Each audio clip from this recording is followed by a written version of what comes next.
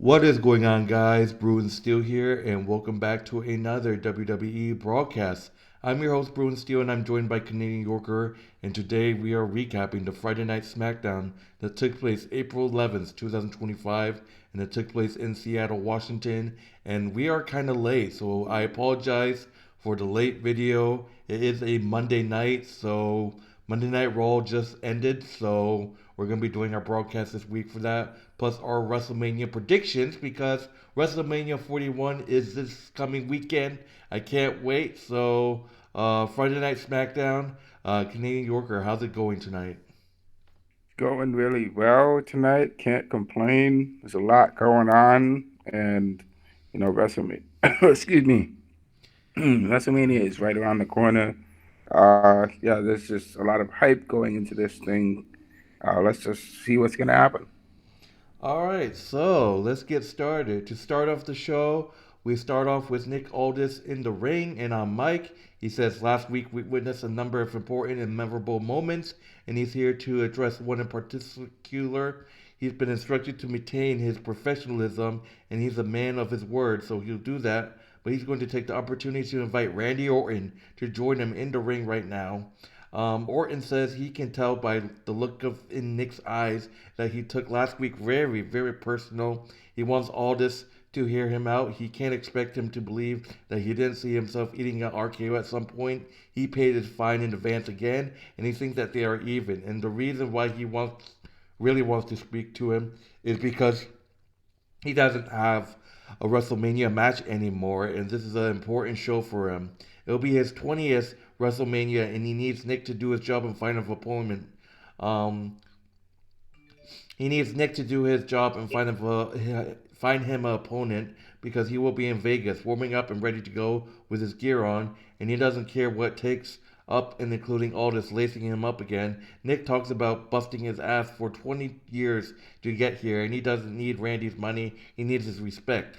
Randy says he earned his respect a long time ago, but if he doesn't get a match, he doesn't know if he's going to able to apologize to Mickey James for whatever he does to him after if he doesn't get a match. They get interrupted by Solo Sikoa and Tonga.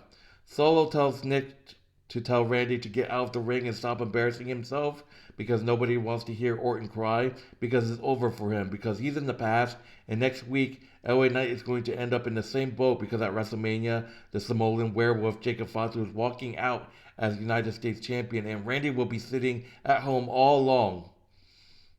Orton said that's funny he has the balls to come out here while he's trying to be, for the first time in his career, diplomatic about his career. He rambles manic and says the voices are telling him to tell them to get into the ring so that he can show Seattle how to beat two Samoan boys up. Tonga gets on one side of the ring, clobbered, uppercut for Solo on the other, going for the hanging DDT, but Solo attacks him from behind and they lay him out and put boots to the Viper until LA Knight makes the save. He gets on the mic and says he knows he and Randy hasn't got enough, so he wants to have a tag team match later to satisfy the tingling of his lions. Nick Aldis makes it official. So we're going to see Randy and LA Knight against Solo and Tonga at the main event. So wow, what an opening segment. We have to see if Randy actually gets a WrestleMania match. But Canadian Yorker, how's it go? How's it? What? Excuse me. What's your thoughts? What are your thoughts on the opening segment? Um, I think it's great. I mean, I think it's bad. It's horrible that Randy Orton doesn't get a chance to see WrestleMania. It's unfortunate that Kevin Owens is injured and Randy Orton and Kevin Owens can't have their match. It looks like Randy Orton is really prodding and poking Nick Aldis to kind of get him out of retirement and get him to wrestle him at WrestleMania. What is Randy Orton? Randy Orton seems really desperate to try to get Nick Aldis to him. And what does he want to do? What is it going to take for him to get him there? That's my question. So he wants to do something. He has to do something pretty drastic to make him wrestle him. But Nick Aldis isn't falling for the for the trap Randy Orton is setting for him. I think to me, it looks like they're setting up Solo Sikoa. Could Solo Sikoa be the guy that could possibly challenge Randy Orton at WrestleMania? I honestly would not want to see that happen. Um, I think, you know, maybe Randy Orton will be involved in some way in Cody and Cena's match, but that's probably not going to happen. So obviously, it's going to be sad to say, but maybe Randy Orton won't be present there, and that's just my thinking. All right, so moving on to the first match of the Friday Night SmackDown, we got a WWE Women's Tag Team Championship number one contenders gauntlet match. We got Bayley and Lyra versus B-Fab and Michan versus Cannon Chance and Kaden Carter versus Maxine Debris and Natalya versus the Pure Fusion Collective, Shayna Baszler and Zoey Stark versus the Secret Service of Elba Fire and Pimper Niven. So gauntlet match, if you guys don't know how it works, is basically two teams start and then one person gets eliminated and the next team comes in. So it's kind of like a back and forth until the last team is standing, wins the whole gauntlet. Winner faces Liv Morgan and Raquel Rodriguez. Um, excuse me. Bayley and Lyra to start off against the Pure Fusion Collective of Shayna Baszler and Zoey Stark. The role model, Legal, against the Queen of Spades, arm wrinkler into the corner, tag to Stark, off the ropes. Bayley with the big arm drag into the armbar, short arm lateral to set up to tag Baszler, stomp to the hand. Lyra tags in, leg sweep, bridging Northern Lights suplex, but Shayna kicks out. Off the ropes, front chancery reversed to an Inzarel. Baszler bails out, but Zoey tags in and nails her with a dropkick. Tag to Shayna. Raquel, Rigo Blix. Quick tab, diving blockbuster. Bayley breaks it up, brawling onto the floor. Lyra rolls into a pin. Bayley and Lyra eliminate Pure Fusion Collective by pinfall with a jackknife pin from Valkyria on Shayna Baszler. Maxxine Debris and Natalya are up. They're up out third. Bayley and Lyra to start again against Maxxine and Natalya. Bayley blasts Natalya with a knee lift up, but Niall Hart counters with a disc lateral and tags Debris in for diving crossbar. But nope, Maxine fired up and in control. The reverse caterpillar on both of them cover on Bayley. Still legs pick, step through. Sharpshooter countered. Small package from Bayley on Debris, and that just was unfortunate. Natalya was mad. I don't think that Maxine and Natalya team is working. That's the first time they tried it, but it didn't work out. Bayley and Lyra Valkyria eliminates Maxine Debris and Natalya with a small package from Bayley on Debris, and Natalya is just sitting there in disbelief. Um, Chance and Carter are outforced in this match. Chance and Carter with double teams to keep Bayley isolated, but she gets the knees up. Role model with boots up in the corner. Shadows overheld, diving elbow to Caden, cover for two, and tag to Valkyria. Double whip Carter with a drop toe hold, washed face on Lyra, moving her to a position. Tag to Caden. The kickstand connects. Bayley breaks it up. Caden takes the role model out with a Toro. Flash pin from Caden. Lyra counters a power bomb. Valkyria hitting the Nightwing on Chance. Once again, Bayley and Lyra eliminates Chance and Carter by pitfall. And here comes the fifth team, B-Fab and Michan.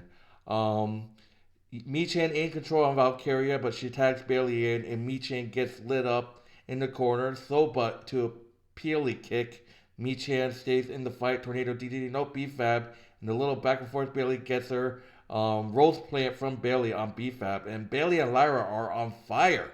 Bayley and Lyra eliminating the fifth team of B-Fab and Michan, and it all comes down to the last team, the Secret Service of Pimper Nivens and Elba Fire. Fireburn rushes Bayley and lays her out. Nivens clearing Lyra out and holding court with her, knocking the role model to the floor as well. Hamstring kick from Alba, dragging Bayley over. Tag to Pimper, double suplex. Senton follows. Niven slams a saluting of Alba Fire into Bayley, cover for two. Alba putting boots to the role model. Tag to Nivens. Bayley suplexes to both of them and gets some breathing room.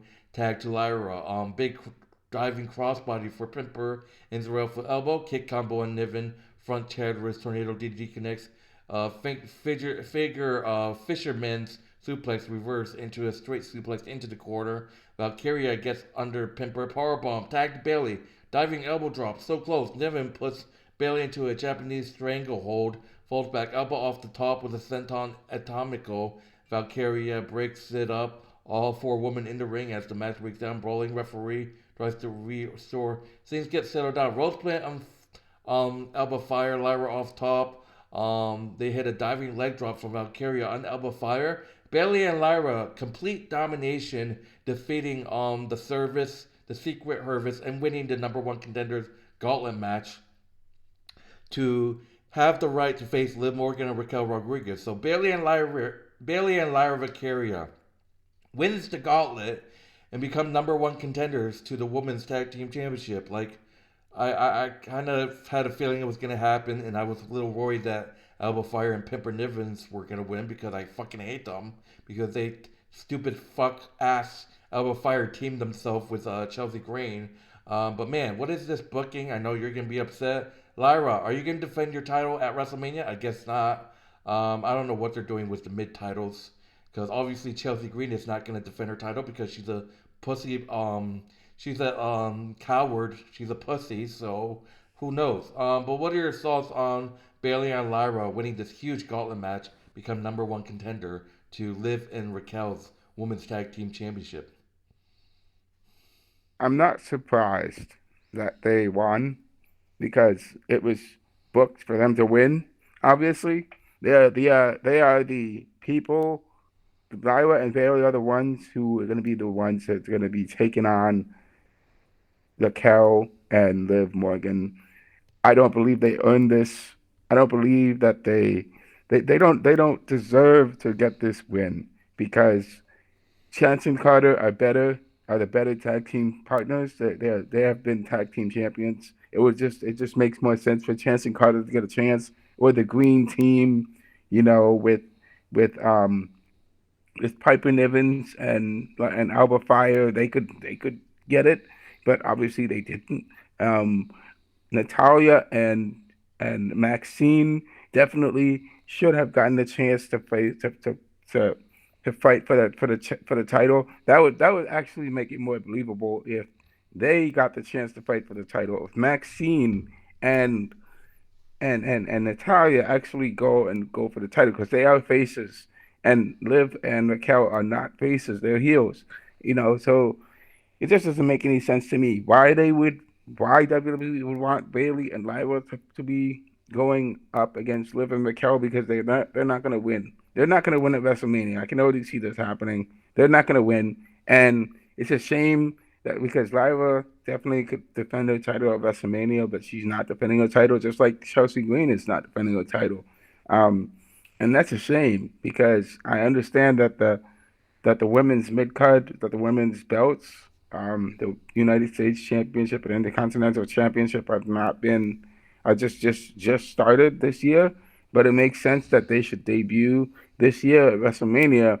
For them to defend their titles at WrestleMania. I would rather have that happen than what's happening right now. You know, and it just doesn't make any sense to me at all.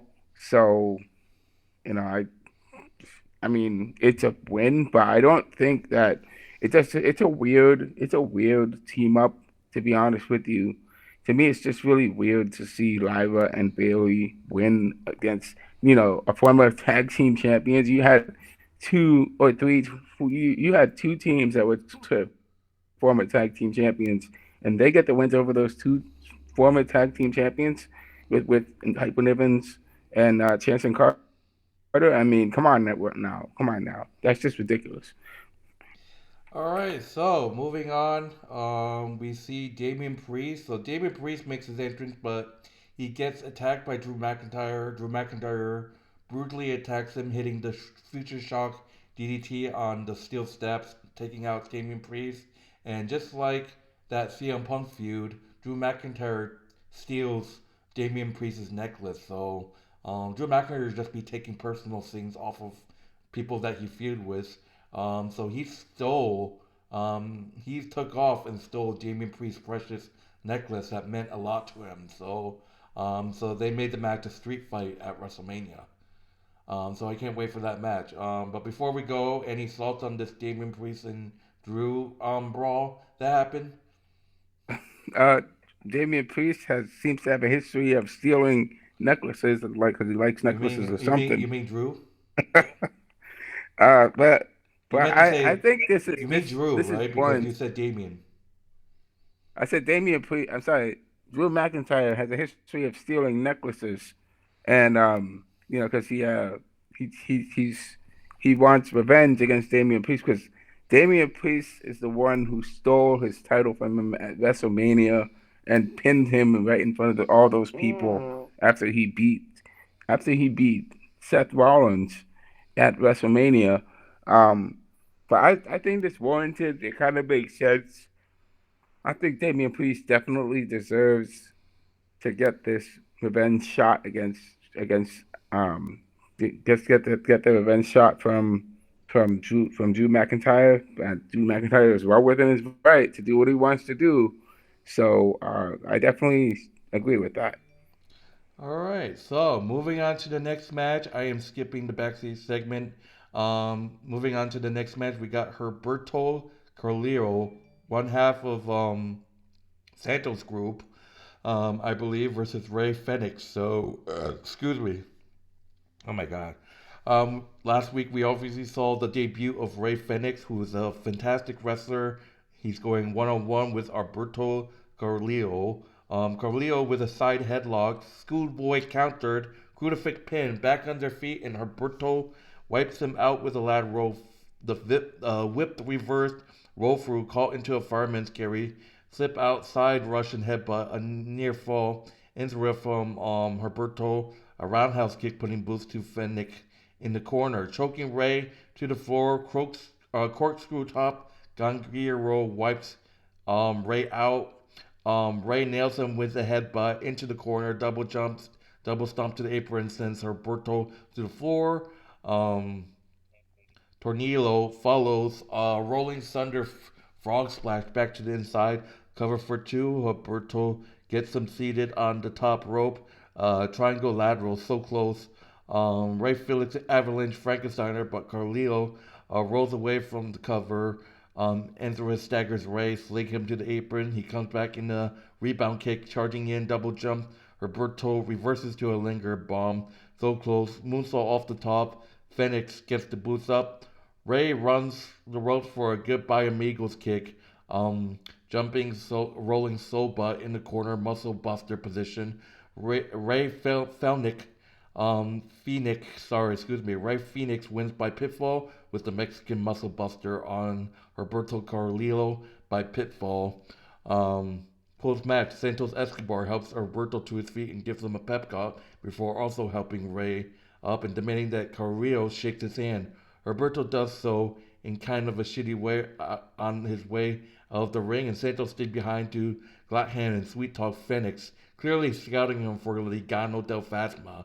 So, if you guys don't know, Ray Phoenix is actually Penta's brother. I didn't know that, but Ray Fenix makes his second debut wrestling, defeating Alberto Carrillo, but it looks like Santos Escobar wants to make him a heel and have him join Legado del Fasma. What are your thoughts? I think um, yeah, I think Legado del Fantasma definitely wants to recruit some new members, and um, they haven't been active, just like LWO. They have not really been that much active as a unit. I think some of them they lost some members, uh, you know, last year, this year. So it just kind of makes. I think it's a great win for Ray Phoenix, and with him and Penta there, Ray's doing his thing on Raw. That's great to see. He's showing us how good he is, and that's amazing to see. Um, I'd love to see more of this develop into a feud between Ray and Legado del Fantasma. So, maybe he will join Legado or maybe he won't, and they will have a storyline going on there. And that's kind of a nice storyline that you have all these storylines going on. But I think it's uh, a good storyline for it now and going after WrestleMania. It'll also be a good storyline for that. All right, so moving on to the next match. It was kind of a pathetic match. Chelsea Green versus Lena Vega. Yeah, this just proved my point that Chelsea Green can't win on her own. She wants her protection. She wants the help. She wants her Pimper Niven baby and Elba Fire to get involved. But no, she's going to this into this match without backup. She was complaining. You see this. You see her banging on the trainer's room, begging the secret Hervis to be better so they can help her in this match. Selena Vega rolls up and makes fun of her for needing help. Yeah, I'm on that, Selena Vega. The bitch always needs help. And yeah, Chelsea Green found so many ways to avoid this match. She throws her entrance skirts at Vega for a hot starting brawl to the floor. Fireman's carry drops Selena face first, grunts the announce table, and demands her secret detail. Chelsea enters the ring right as referee counts her out. Selena Vega defeats Chelsea Green by pinfall. Chelsea Green loses her mind. This is exactly, people, what I'm talking about. She does not. She just can't win matches on her own. She needs the help. This just proves it right here. This proves it right here. I mean, she had a good start, but no, she just still wants to help. Look, I said before, if she can win matches, I would give her a little bit of doubt of my hatred. But man, this just makes me want to puke. This is exactly what I talk about. Chelsea Green, you cannot win matches on your own. That's just that. And you just tried to get out of matches just like you did here. Selena Vega winning by countout. So absolute pathetic. I'm not gonna say anything more, but this proves my point, saying that she can't win on her own. What are your thoughts? I think maybe she can win on her own. She doesn't want to put in the work, and so she's always saying she needs help to win. You know, my Uh, yeah, I think Zelina Vega won, and that's great. It would be great to see her and Zelina Vega, so Chelsea Green and Zelina Vega at WrestleMania. I would love to see. This is what I'm talking about, like to back you up, man. In a way, to say that Chelsea Green should be main eventing WrestleMania and get it and fighting somebody. But Zelina Vega definitely deserves to have a moment at WrestleMania, um, and and and performing on the big stage, but unfortunately, this year that's not because there's so much competition at WrestleMania. So much star power. So, uh, excuse me, it's tough. It's tough to have what you want. It's tough to have put everything there. Maybe next year we'll have um the United States, the Women's United States Championship and the Intercontinental Championship main eventing at WrestleMania. So maybe that like to see that happen. Um, but Chelsea Green, she definitely, I believe she definitely can wrestle. She's just playing the part to kind of show us that she can't wrestle and she can't do it. But I just gotta say, I think it's great. Chelsea, it's great that Jelena Vega got the win against Chelsea because Chelsea's always It winning wasn't because even. It she wasn't gets help. even. It wasn't even a match because Chelsea Green is a coward. Oh, she just won by disqualification then No, just because won out by countout because Chelsea Green kept begging for her stupid group to come out and help her. ah okay. So by she got Yeah, and then distracted by even if they do complaining all the Selena Vega and Chelsea, what does it matter? Because Chelsea Green's gonna win because she has to help. Like it's not even fair. Like even if they did Selena and Chelsea, it's not even fair. Like how is it fair? Like it's not gonna even matter. I would love to see Selena Vega beat Chelsea, but we all know it's not gonna fucking happen. It's the same shit because Chelsea has Pimper and Elba to back her up. It's like it's not even fair to Selena Vega. That's just the thing. Piper Nevins and Albert Fire did just wrestle in in the middle of, they just they did do their match, Yeah, and then yeah, Chelsea Green knows that she has so it no wasn't possible for shot. them to make it. Chelsea Green knows that she has no shot against Selena Vega, so she just took the count out way out.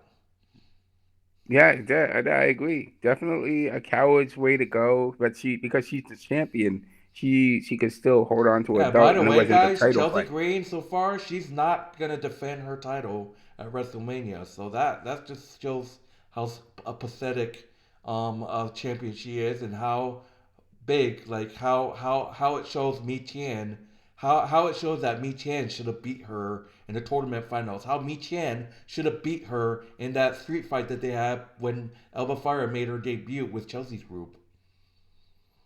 I agree. I mean, I think Michelin would definitely be a better women's United States The thing is, champion like, I know because she would there's defend the like, title. because I know people are saying, I know I'm a big Tiffany fan, and she's been champion for 100 days. People say that she only had two title defenses.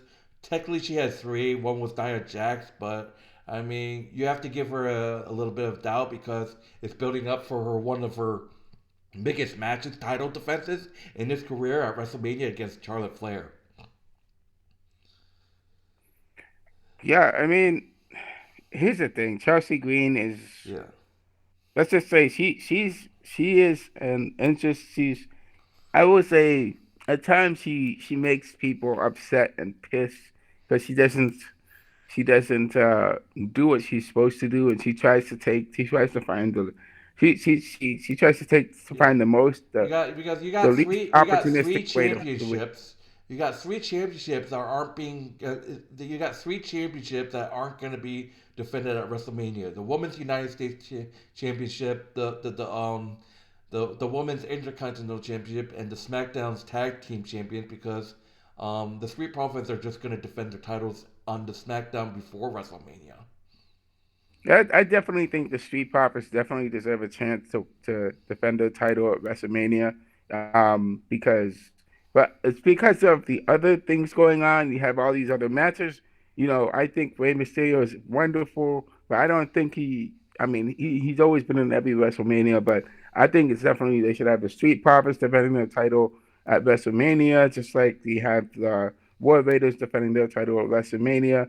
And you it's just a shame that's just it's just not happening. It's just a horrible booking problem that's going on with this year's WrestleMania. So many things that should be happening are not happening, and it's just it's management. It's a management issue, man. That's going on. That's the problem with WrestleMania this year. That's why it's so disappointing. A lot of people I've seen online, the other content creators talking about WrestleMania, saying this year's WrestleMania is that the tickets are overpriced, and just the star power is all it's just not the same as last year. Every year is going to be different, and it's just this year has just been kind of it's just ever since last year's WrestleMania, which was really amazing. This year's WrestleMania is just kind of the opposite of it, and so that's just my opinion of it. So it's just it's just all kind of messed up this year. All right, so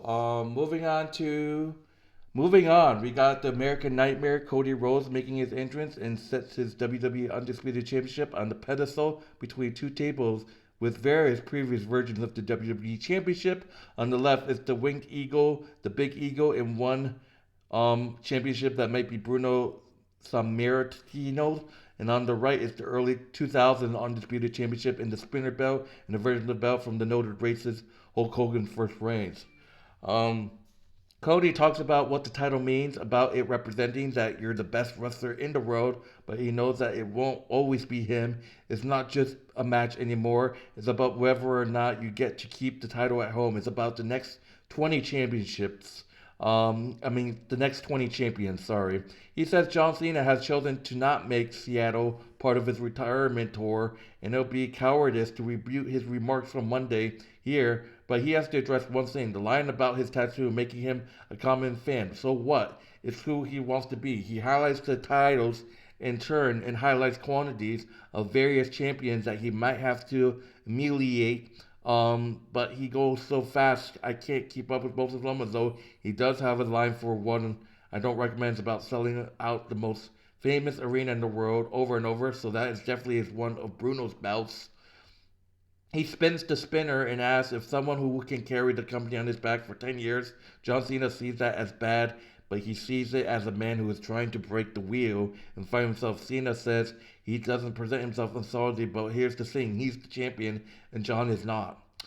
Cena is always preaching, and maybe this is the one time he can teach Cena a lesson, and it's one that he saw his old men struggle with as a career babyface, and it's really simple. The fans are allowed to love someone else. He calls himself the captain, but he's on the roster that has everyone from CM Punk to Sami Zayn on it, and they all make each other better. Now he finds himself with the unavailable task that he has to halt history with his record setting title reign so he can save the history of this place. He tells Cena the same thing he told Brock Lesnar and Roman. He does his best work in the ring, back into the corner, and oh, the bell's going to ring. And when it does, it's over. He'll leave John the ring to have his moment to say goodbye. He'll be clever to say his time is up and his time is now, and Cena has known that for some time. And one day Cody's own time will be up, but until then, this title is his. This is timeless. He says in his home, and it stays with him. So, short segment by Cody Rhodes. What are your thoughts? Just some quick thoughts about that segment with all the WWE championship lined up on the table and Cody's segment.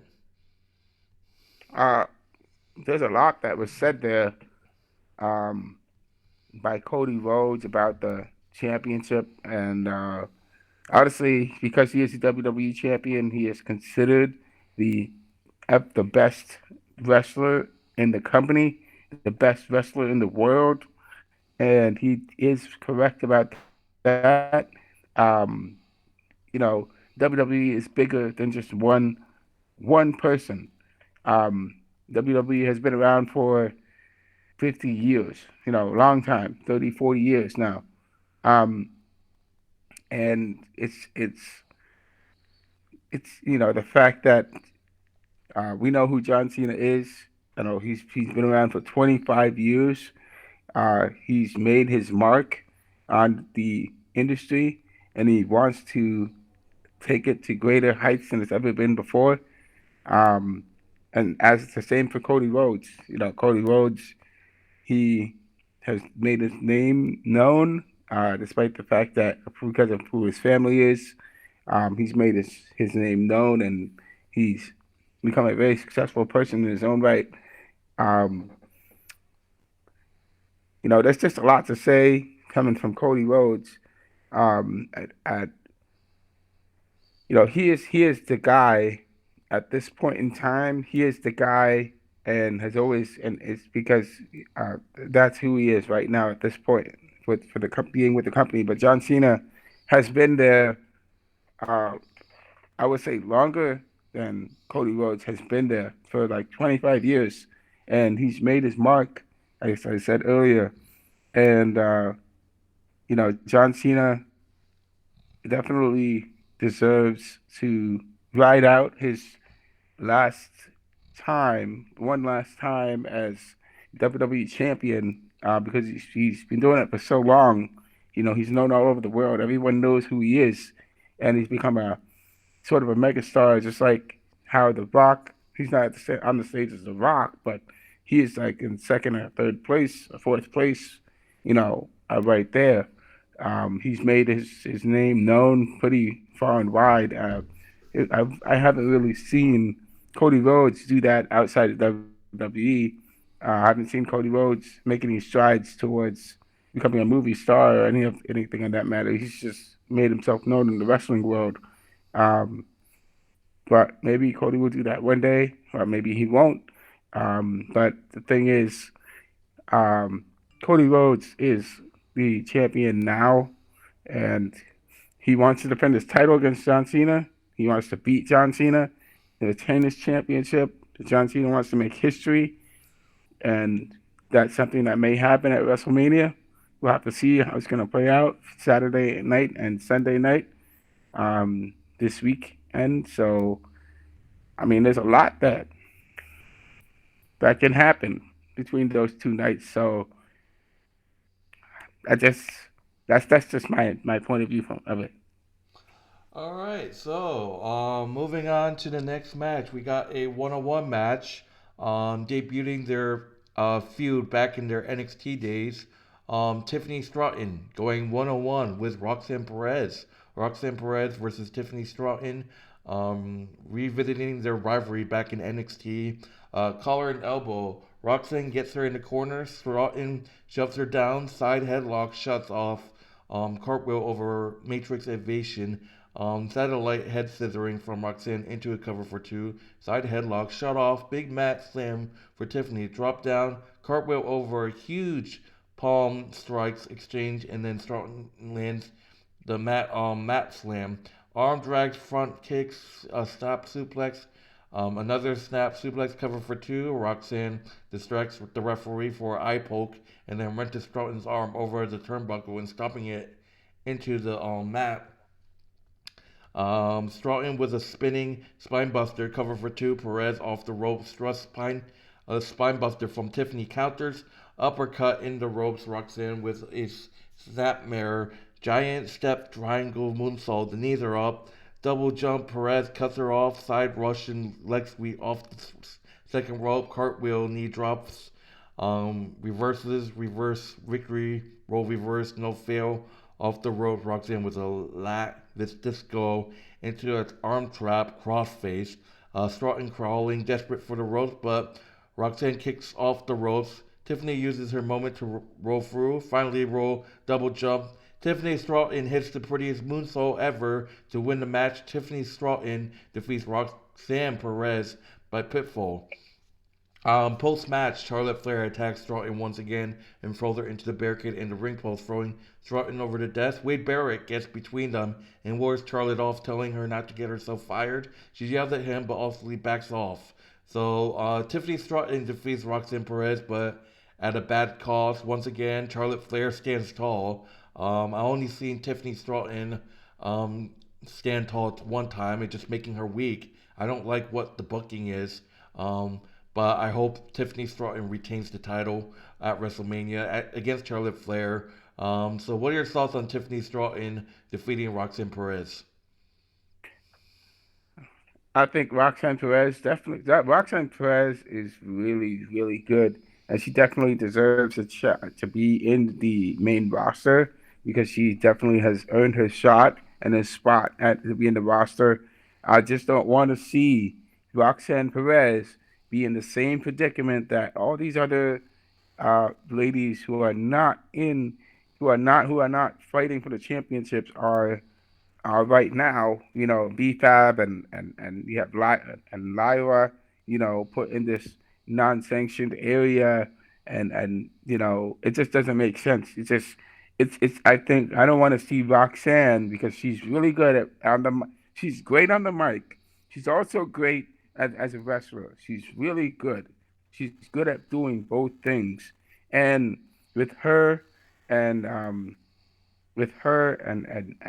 facing against Tiffany Stratton, I think that makes a really good matchup in the future because Roxanne Perez definitely will be a really good person to that was going to feud with Tiffany Stratton in the future because she knows what she's got to do. Um, just of course she's going to win. She's not going to win against Tiffany because Tiffany is a champion. So um, yeah, I just think that it kind of makes sense. Yeah, she doesn't win against Tiffany, but Tiffany does win against her. I think it will be really good to see them work together more. I'd love to see more of that. Tiffany and Roxanne working together more, and doing more of the building feuds and whatever in the future. For so it's good for Tiffany. Unfortunately, Tiffany did get attacked from behind by Charlotte Flair, and Charlotte Flair is definitely sending a message that she wants to win that title off Tiffany and become the 17th champion and break her dad's record, become the 17th champion. So there's a lot that's at stake for both these ladies going forward. All right, so we are finally at the main event. Wow, what a long ass video. We are finally at the main event.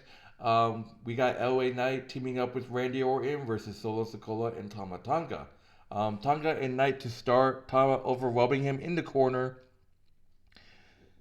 Quick tag to Solo, big lateral. LA Knight firing back was punted for both of them, calling for the tag and he gets it. Orton with right hands to Solo off the ropes. Big lateral, duck a lateral, snap, scoop, power slam for both Islanders. Hanging DDT on Solo. The Viper is furious and he's rolling. Going to that special place, Tonga attacks from behind. And that gives Solo opening for a Samoan drop. Tonga drop kicks LA off the apron. Orton down and out. Solo blast Knight off the apron. Reverse chin lock applied. Eventually, Randy counters with a big suplex. Tag to LA. Elbow, a plant, a side Russian leg sweep, and corner kicks to Tonga. Corner knee. Sidestep, a charge from Solo, jumping neckbreaker. Pop up power slam on Tama. People's elbow connects. Solo breaks it up. Samoan spike connects. But Randy comes in with right hands to send Solo packing, and he hits the RKO on Tonga. Solo pulls him out of the ring. Orton throws him over the barricade, and they brawl into the crowd. Back in the ring, LA Knight is ready for the three-quarter broke phase lock. LA Knight hitting the BFT on Tama Tonga to win the match. LA Knight and Randy Orton defeat Solo Sikoa and Tama Tonga by pinfall. Post-match, the Samoan werewolf Jacob Fatu appears in the ring and lays out Knight with a super kick and a running senton. Headbutts Odi to Rikishi, and the werewolf is fired up. Double jump moonsault connects. Fatu grabs the title belt and throws it down to hit another moonsault. Jacob Fatu licks the title and stands tall. The bug appears and Fatu gets one more moonsault in before the feed cuts. So man, Jacob with multiple moonsaults on LA Knight, and he's just a crazy motherfucker licking the title and all. But what are your thoughts on that main event where LA Knight and Randy Orton defeating Solo Sikoa and Tama Tonga, and with Jacob Fatu attacking LA Knight after? Wow, what a match with LA Knight and LA Knight and Randy Orton. It's good that they get the win against Solo and Tama Tonga. You know, um, yeah, I would hate to see Solo facing Randy at WrestleMania. I hope that doesn't happen. But it's great to see that they get the win against them, and Solo just he's been on losing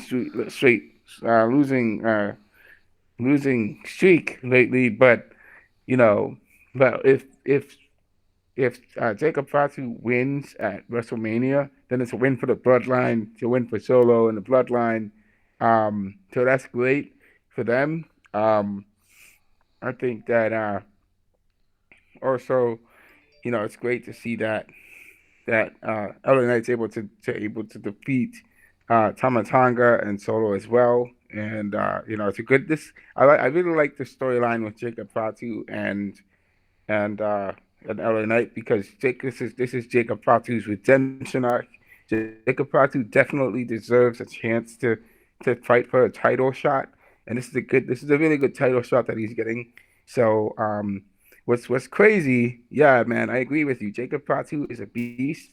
The man he is what he is like 300 pounds, like 6'7" or something. Like the man is tall, and I have met some people before in the past, and when I was an undergrad in college, and I met people who were Samoans.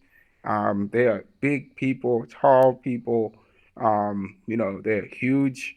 They're really big. You can imagine, especially in the ring. He does multiple somersaults from the ring onto LA Knight. I mean, my goodness, man. You can imagine if he just spams this time and time again over and over. He's gonna get the win against LA Knight, but it's definitely it's gonna do some damage to himself as well. But he's a big guy.